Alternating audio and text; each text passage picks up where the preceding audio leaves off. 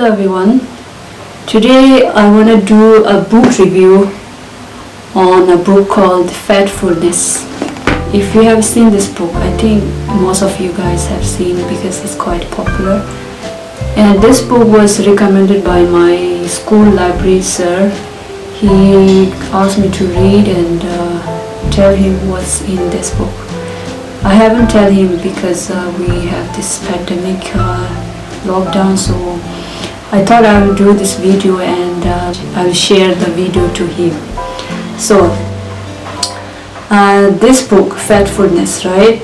As the title itself says, how the world view that we usually think that what we see is true and what the world run around is like all about what we see, right? That's what we believe. But actually the reality of the world is so much different, so much better than what we usually have the conception about the world. So reading this book helps, especially in this time, like helpful for everyone who is kind of stressed out with this pandemic situation. And also usually when people see the world is getting worse or the world is not a good place to live. But if you read this book, you will be more hopeful and more realistic and more positive for the world and for the people around you. So I actually like this book in that way, because most of the time we see all the news and all this stuff around is quite depressing. But this book, it tells us the data-based truth or the reality of the world that we usually are hidden by our own kind of instinct reactions. So that's being said, the author of this book is Hans Rosling, and with him there is another two guys, Ola Rosling and Anna Rosling. They are like his son and daughter-in-law. They try to help him with the data that they collect and they try to analyze. So getting into the book, what all about the fatfulness, right?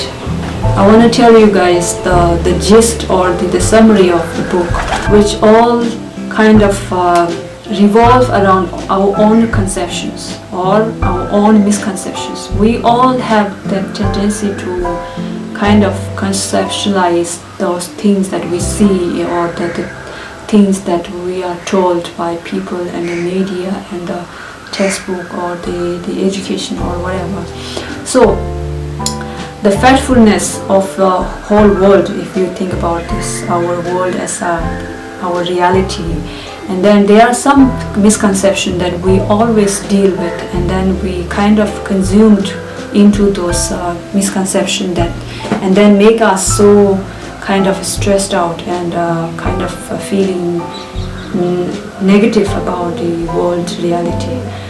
But to see all those through, to have a proper conception or the proper perspective about the world, is there are like some instinct that we have to remove, or the misconceptions that we usually have. Those misconceptions are, we usually have rich and poor, right? That's, we always have the mentality in our mind that the developed country and the underdeveloped or developing countries, right? These all are kind of a misconception that we have in our mind, or it's in the books that we encountered with life. But in reality, if you look at this current situation or this current contemporary time, if we compare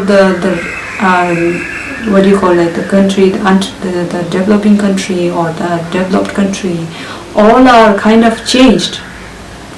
We know that the China and India is the big populated countries, and as we compare to West are more developed. But in reality, this current reality, if we compare all these countries in Asia and in Africa and in the USA or in the developed countries in the West that we usually call, they all have kind of things that we can consider as average, right? Even we call West or developed country, some people, they are still having a middle life. lifestyle. So same as in Asia or in some developing countries, they also share the common averageness that we call, right? They all have in the lifestyle the same as the what we have in the West. For example, in this book, they have categorized the 4 levels, right? Most of middle class people, even the one you're listening to, also in the 4th level. So you have to be, I mean, it's an average in worldwide, not in developing or developed.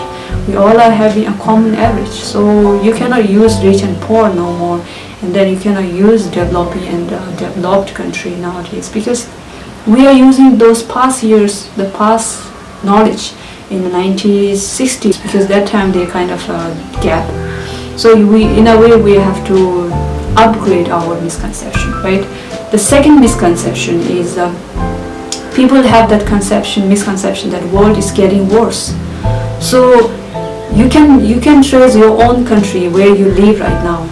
If you have been staying in that country for like 10 years, still now, you can compare the past 10 years and right now, how the conditions are changing, or how the lifestyle of people are changing, and how the facility, how the Wi-Fi, and how the whatever we have right now is changing so quickly. So at the same time, we are saying like world is getting worse, they are terrorists, they are blah blah, they are like a pandemic and all this. But at the same time, we are improving a lot in the technology terms, and we have mobile and we have internet to enjoy, and then we can share everything on the online thing nowadays. These all are kind of privilege we are looking for, and we kind of, if you look in a positive way, we are more privileged and more resources to use to engage and to educate or to whatever you want. So all things in your hand, right? So world is getting worse is kind of a misconception that people have, that because the news feed only the bad news, right? The terrorism, the pandemic. So if you want to read the book, The Fatfulness, I really strongly recommend you guys to read it, especially in this time, because it helped me, and I hope it also helped you guys. And I have just told you guys the gist, but there are so many misconceptions that you will interest to explore more. I just told you only 2 misconceptions that we are trapped in to see the reality. I really recommend to this anyone who is really interested to see the world view in a very truth way or a realistic way. So I recommend to whoever wants to change the little bit perspective about the world. So thank you so much.